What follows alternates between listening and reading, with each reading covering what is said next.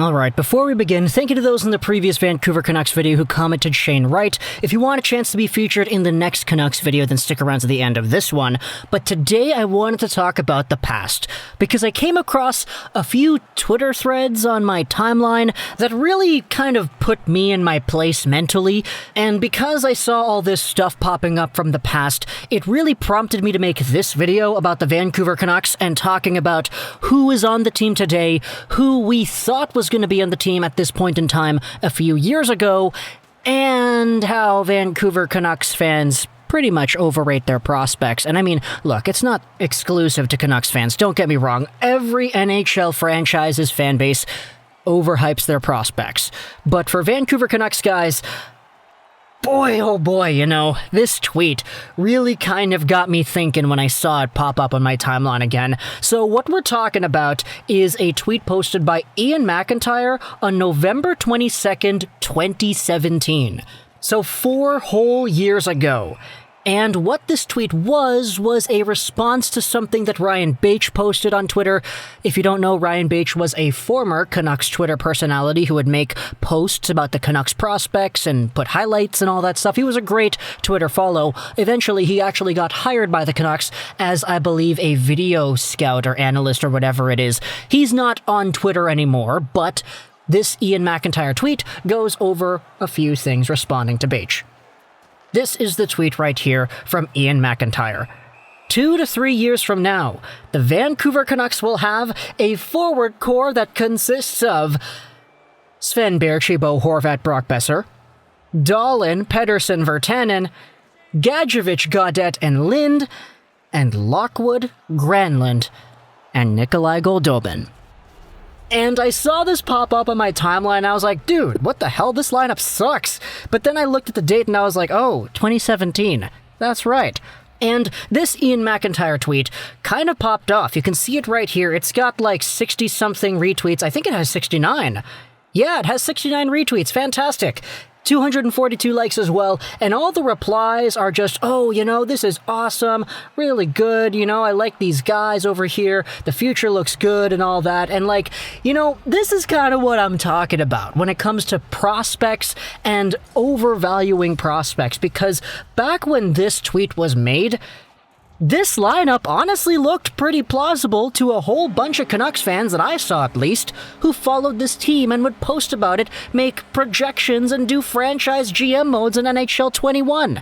Or, excuse me, NHL 18 at the time. And when I try to look at this objectively 4 years down the line, I look at this lineup and I say, man, a lot of these guys are not even NHL players. What in the world is Iain MacIntyre talking about?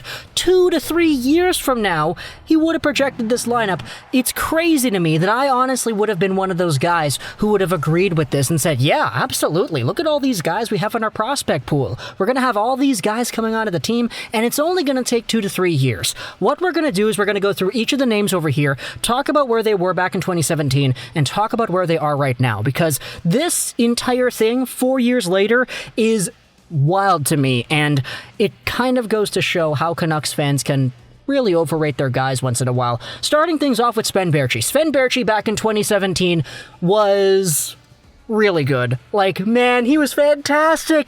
2017-18 was the debut of Brock Boeser, and that was when we had the BBB line, the Boeser, Baertschi, Bo line, and that line was absolutely fan-freaking-tastic.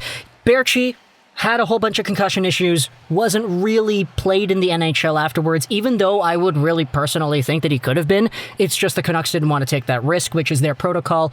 It is what it is. Sven Baertschi, he was a good pro here in Vancouver. Who knows what his future is going to hold, but man, I hope this guy comes back and he plays hockey in the NHL soon. Bo Horvat back in 2017 was honestly a little bit of a step down than what he is today, but I think he really has progressed in the ways that people would have liked him to. He's just gotten better every year, man. It's kind of crazy to see Bo Horvat and the upward progression, because every year there's a bigger step in goals, in points, in responsibility, and leadership. There's a reason why this guy's the captain, and Bo Horvat 4 years ago was already on that path, destined to become the man that he is today, Captain Canuck himself. Then you have Brock Boeser on the right wing. Brock Boeser in college in 2015-16 was fantastic. He was one of the best players in the entire NCAA. The season after that, though, 2016-17, is when he really took a step back, partly because Nick Schmaltz and Drake Caggiula left the North Dakota Fighting Sioux. You had Troy Stecher also leave as well, which kind of added another layer of difficulty there. And in 2016-17, the Fighting Hawks weren't really all that great compared to before. Boeser took a dip in points. He was playing with Tyson Jost instead. And even though that happened, he still came out here, was really good in his NHL debut, really good now. He's gotten his goal-scoring touch back. I still like Brock Boeser, and, I think the top right-wing spot kind of does belong to him. Good to see the projection panning out, though. For Jonathan Dahlen on the second line, this one is the big one, because in 2015-16... man, the Sens drafted this guy out of the Allsvenskan. He became fantastic playing in that league. Was really good with Elias Pettersson in 2016-17, which is when the Canucks drafted him 5th overall too. And because the Canucks acquired Dahlen in the Burrows trade with Ottawa, everybody was like, this guy's going to be fantastic. Look at this. He's going to be a line mate with Pettersson. New Swedish twins over here. And honestly, that could have happened. I do think that Dahlen had the potential to go out there and make a good impact at higher levels of play. It's just he lost all motivation playing in the AHL. He got traded to San Jose. He went back to Timrå, and now, 2 years later, he is out here really being the best player in a league that he has absolutely no business even being in. So we'll see if he eventually becomes an NHL star with the San Jose Sharks. He still has yet to play an NHL game, but Dahlen is one of those guys that I'm kind of just sitting there thinking, man, we were all kind of wrong about this guy, eh? Pettersson, no questions asked. 2017-2018 was the best SHL junior season ever by anybody, and he broke it, so really good for him. He's now a superstar in the NHL, the best player on the Canucks. Jake Virtanen, we thought he would become a lot better than what he is today back 4 years ago, but man, this guy has taken a turn for the worst. Not just on-ice stuff, but also the stuff that's gone around the game. I'm just going to stop talking about Jake Virtanen here because I don't even know if he's going to be on the team next year anyway. Now things get interesting with the bottom six. Gadjovich, Gaudette, Lind, Lockwood, Granlund, Goldobin. Let's start with the guys that were older. Granlund was in a position where we honestly thought that he would have been able to be here as a bottom six center. Dude, Granlund is now in the KHL after being one of the most useless players on the Edmonton Oilers and the Vancouver Canucks. Looking back with hindsight, it's honestly kind of mind-blowing how some of us had long-term potential in Markus Granlund and what he would be with Vancouver. Even as a fourth-line center, this guy's back in the KHL for a reason. Good for him, though, for being a point-per-game KHL point producer. It's just kind of weird how that happened. Same thing with Goldobin. He was in that weird spot where he wouldn't want to play defensively, and we all thought that he had this super high offensive ceiling, especially in that first season when he played with Pettersson. So honestly, just seeing this projection here, seeing him as a fourth-line guy, that really is kind of interesting to me as well. Lockwood... man, this guy has been up and down. Injuries really slowed him down, so I don't really think it's fair to assess him in a similar fashion here. But for Gadjovich and Lind, two guys taken in the 2017 draft, projecting as bottom six forwards, top nine forwards, I guess you could say, 2-3 years from the draft? Man, I know Jim Benning's drafting is honestly pretty okay, but...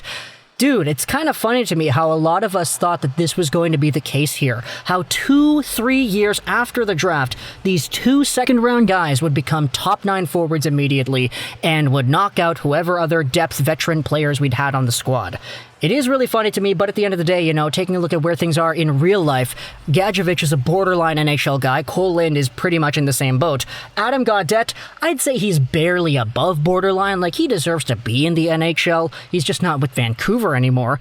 Granlund, Goldobin, they're completely out. Lockwood, I think, is in the same category as Gadjovich and Lind. Virtanen, just a step above as well. Pretty bad, too. Dahlen isn't even in North America. So this roster right here, man, just taking a look at it 4 years later, breaking by the Iain MacIntyre 2 to 3 years timeline that he suggested, this lineup is absolutely terrible. I know Petey is great and Horvat and Boeser are good, but look at everybody else. This lineup has 5 NHL players. Everybody else isn't really at that level yet. So is it not kind of an indication as to what Canucks fans would think about their prospects going into the next few seasons? Because I know a lot of Canucks fans taking a look at lists like this back in 2017 would have been like, yeah, that's great. Look at all the replies here. Oh, the future looks great. I love these lines. Jason Botchford actually kind of replied to this over here, and he said, how many times have the Oilers played this game right here? This game where you project your future with the prospects you have in your system.